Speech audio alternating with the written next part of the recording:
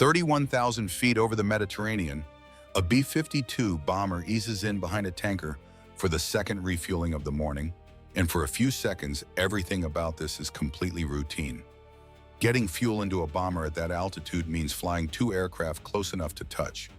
The tanker trails a rigid steel boom from its tail, a telescoping tube with small wings on the end, and an operator lying flat on his stomach in the back of the plane flies that boom by joystick into a socket on the bomber's spine, no bigger than a dinner plate, while both aircraft hold the same speed, the same altitude, separated by less than 50 feet of empty air. Fuel moves through that connection at 4,000 liters a minute. A B-52 takes about 45 minutes to fill. Crews do this every day, in daylight and at night, and the only thing standing between routine and catastrophe is two pilots keeping their closing speed close to zero. This crew doesn't. The bomber comes in too fast, doesn't level off in time, and instead of stabilizing behind the tanker, overruns it, then pitches up directly into the tanker's belly. In the fraction of a second that follows, two aircraft that were, a moment ago, flying in careful formation are no longer two aircraft at all. It is 10:30 in the morning, January 17, 1966, and falling out of the wreckage, along with 11 American airmen, are 4 hydrogen bombs. 3 of those bombs will turn up within a day. The 4th will take months to find and come down to a fisherman's memory of a few seconds and a mathematician willing to bet real money on exactly where he was looking. The tanker never has a chance. Its own fuel load ignites and turns it into a fireball in the air, killing all 4 men aboard. Pilot Emil Chapla, co-pilot Paul Lane, navigator Leo Simmons, and boom operator Lloyd Patalicchio. The B-52 breaks apart rather than exploding outright, which at least gives its crew a chance to eject. 3 don't survive. Navigator Stephen Montanus, whose parachute fails to open on the way down, electronic warfare officer George Glessner, gunner Ronald Snyder. 4 men do survive, thrown clear in the last seconds before the airframe comes apart completely. Among them the pilot, Major Larry Messenger, who will later describe it with the flat understatement of someone still working out what just happened to him. We came in behind the tanker, and we were a little bit fast. There was no call for a breakaway, so we didn't see anything dangerous about the situation. But all of a sudden, all hell seemed to break loose. The investigation that follows is short and unambiguous. The bomber closed too fast, failed to stabilize, and rammed the tanker from below. An excessive closure rate, in the dry language of accident reports, for a maneuver that has zero margin for error at 31,000 feet. The fix that comes out of it is just as blunt. Strict new limits on how fast a bomber is allowed to close on a tanker, and, for the first time, the explicit right for either aircraft to break off the hookup if those limits are exceeded. It is a rule written directly in the blood of 11 men, and every refueling since has followed it. The reason there are hydrogen bombs on that airplane in the first place has nothing to do with this particular flight and everything to do with a standing order. Since 1961, the United States has kept nuclear-armed B-52s in the air 24 hours a day, every day, flying fixed patrol routes toward the edges of Soviet airspace, a program called Operation Chrome Dome. The logic is blunt on purpose. If American bombers are already airborne and already armed, a surprise attack can never catch the entire force on the ground at once. And it means that on any given day of the Cold War, several B-52s are crossing friendly and neutral airspace with live thermonuclear weapons aboard, refueling in midair from tankers just like this one. A maneuver so routine it barely rates a line in the flight log, right up until the one time it doesn't work. On the ground near the fishing village of Palomares, in the Almeria province of southern Spain, farmers and fishermen start finding pieces of American military hardware scattered across their fields. Engine parts, sections of fuselage, and, half buried in the dirt, things that are very clearly not aircraft debris. None of them know yet what they're looking at. One villager, Manolo Gonzalez, will remember looking up and seeing what he describes as a huge ball of fire breaking apart in the sky. Another, a woman named Senora Flores, is at home with her daughter when debris starts falling near the house. The girl is crying that their house is burning, And for a few minutes in all the smoke, her mother believes it too.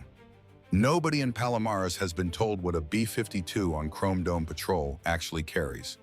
And for several days, while stunned villagers pick through backyard rubble and Spanish authorities log this as an ordinary plane crash, not one person on the ground knows that 4 hydrogen bombs came down with the wreckage. Within hours, U.S. and Spanish teams work out that 4 B-28 series hydrogen bombs came down with the aircraft, and that they can account for only 3 of them. 2 of the 3 hit hard enough that their conventional high-explosive triggers detonate on impact. This does not set off a nuclear explosion. A hydrogen bomb doesn't detonate just because it hits the ground. It needs a precise, deliberate arming sequence. Electronic and mechanical steps a crash cannot replicate by accident, and the weapon safety interlocks do exactly what they were built to do. What a crash can trigger is the several hundred pounds of conventional explosive packed around the plutonium core, whose entire job, done correctly, is to compress that core symmetrically enough to start a real nuclear reaction. Slam that same explosive into hard ground instead, unevenly, from the wrong angle, and it doesn't compress anything. It just detonates on its own and blows the core apart, scattering plutonium instead of fusing it. That is the accident that actually happens here. No mushroom cloud, no nuclear yield, just 2 conventional explosions that turned 2 bomb cores into airborne contamination, carried further by a 30-knot wind. By the time cleanup crews finish mapping the damage, close to 2 square kilometers of Spanish farmland are contaminated with plutonium. The 3rd bomb is found largely intact, half buried in a dry riverbed within 24 hours. The 4th bomb is nowhere. The only lead anyone has comes from a fisherman named Francisco Simo Orts, working his boat about 5 miles off the coast that morning, who watched something fall from the sky, trailing a half-open parachute, hit the water, and disappear. Nobody takes his account especially seriously at first. It's one man's memory of a few seconds, weighed against a search area covering hundreds of square miles of open Mediterranean seabed. For the first several weeks, the U.S. Navy searches the way navies have always searched. Methodical grid sweeps, sonar runs, submersibles combing square mile after square mile of ocean floor. Nothing. The bomb, and with it, several kilograms of plutonium and enriched uranium sitting somewhere on the bottom of the sea, simply isn't there. What finally cracks the search isn't a bigger ship or a better sonar. It's a mathematician. Dr. John Craven, running the Navy's Special Projects Office, makes a decision that sounds almost too simple to matter. Stop treating the seafloor as if every square mile is equally likely to hold the bomb, and start treating the search itself as a math problem. Craven's team builds a probability map of the sea bottom off Palomares, then brings in a room of submarine officers, salvage experts, and oceanographers, and has each of them place actual bets on exactly how the bomb behaved after it left the aircraft. Whether the parachute opened fully or partially, whether it drifted with the current or sank straight down.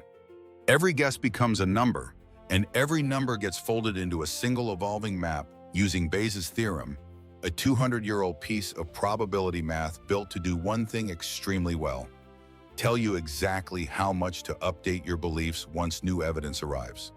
There is one piece of evidence Craven's team hasn't properly weighted yet: Simo Orts. A statistician on the team, Henry Richardson, runs the numbers on the fisherman's testimony and finds something startling. Factored correctly, that one eyewitness account is worth roughly a year of blind searching. Craven has Orts taken back out onto the water, asks him to point again to where he thinks he saw the bomb go down, and draws a single 1-mile circle around that spot. They name it Alpha 1.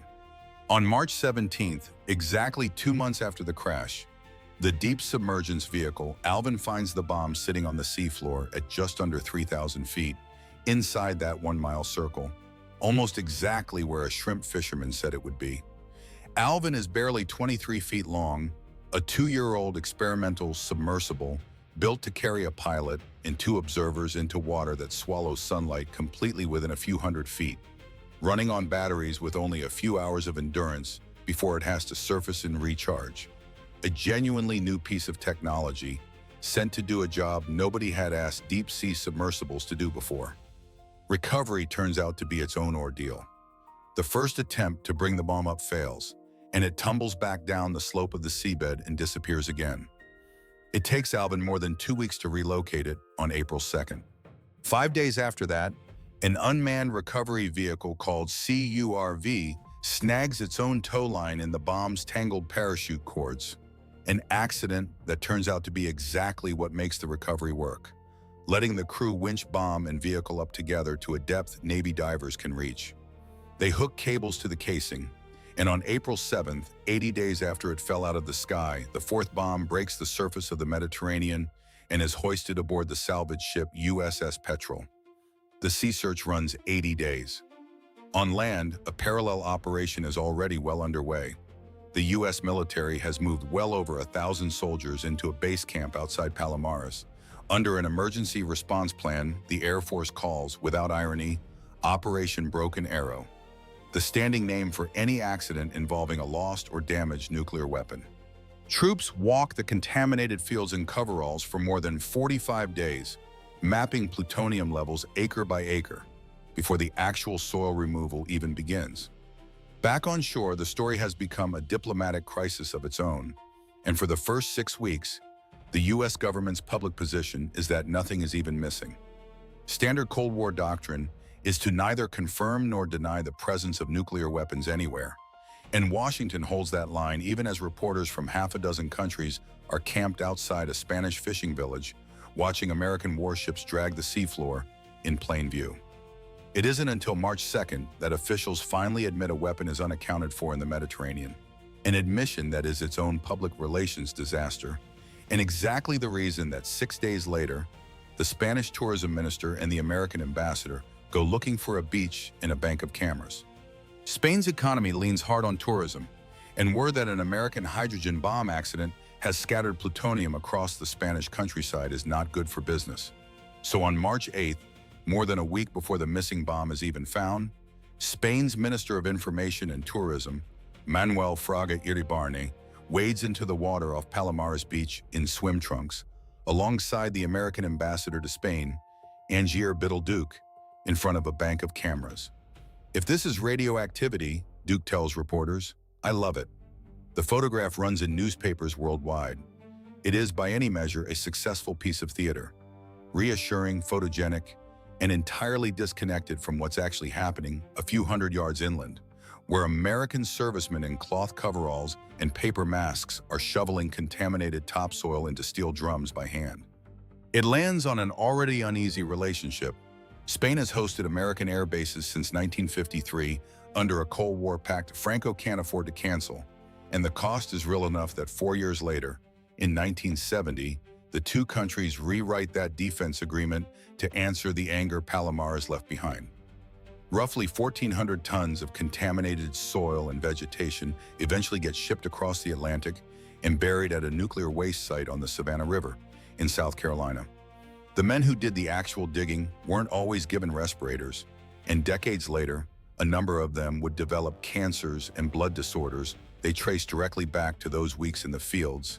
It takes 56 years and an act of Congress before the VA formally acknowledges, in August of 2022, that the cleanup counted as radiation risk service at all, and it still denies most of the claims that follow.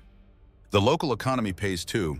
Growers are barred from picking within roughly 37 acres of the crash site, but international markets stop buying Spanish tomatoes from anywhere nearby, restricted zone or not. 6 consecutive harvests fail, the agricultural economy collapses, and close to half the village's population leaves for good.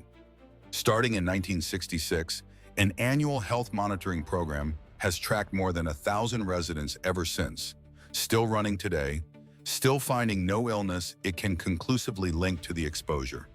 Simo Orts himself sued the U.S. for salvage rights on the bomb he'd helped find, settled out of court, and spent years afterwards saying the money promised never fully arrived.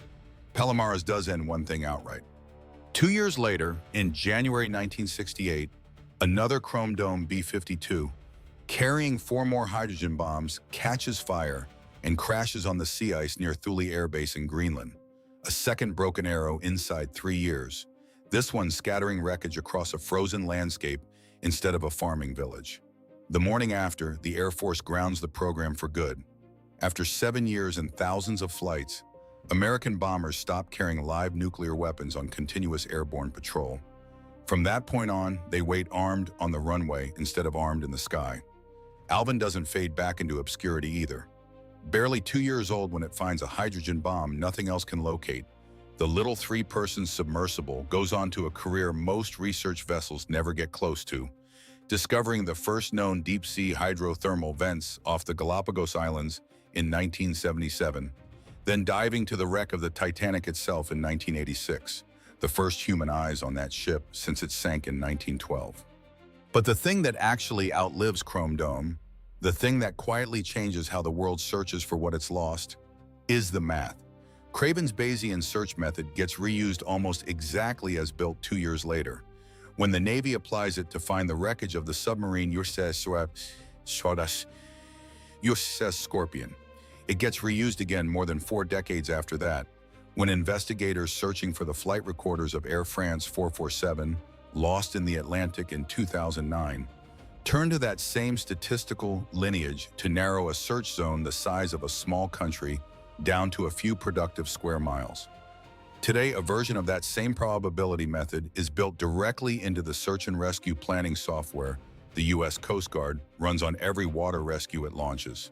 A tool with a direct, traceable lineage back to a room full of Navy officers placing bets on where a fisherman thought he saw something fall. The field outside Palomares is still fenced off. Spain has spent the years since 1966 asking the United States to finish what the original cleanup started. A formal removal agreement was floated in 2015 and never actually signed. And as recently as 2023, Spanish officials were still asking Washington to take the rest of the contaminated soil away. One widely cited estimate puts the plutonium still in that ground today at close to 0.5 kilogram. 6 decades after a routine refueling went wrong 31,000 feet overhead.